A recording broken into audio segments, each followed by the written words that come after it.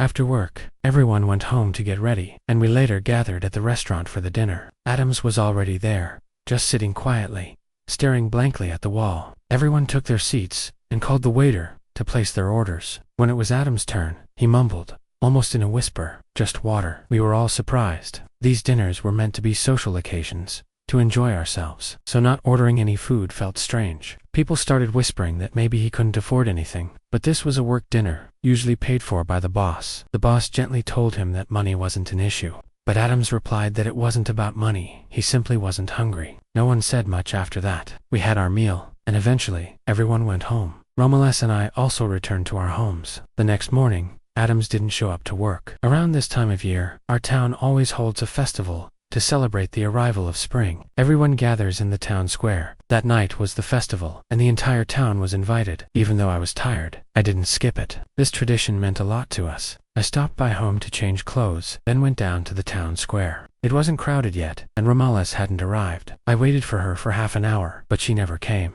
I didn't think much of it. She had just finished work, and might have been too tired. The square eventually filled with people, and the festivities began. We were having a great time, but then I kept hearing someone calling out to me from behind. Every time I turned around, there was no one there. It was a male voice, very familiar, calling me. There was a forest behind the square, and I started walking toward it. I saw a man ahead of me. I shouted, "Who are you?" Without turning around, he said, "I'm Adams." I was stunned. He told me he had something to give me. He kept walking. Finally, he turned around. His face was ghostly white, and the skin under his eyes was dark and bruised. He handed me a letter and said, "You and Romulus need to leave this place before it's too late." Before I could even ask what he meant, he vanished.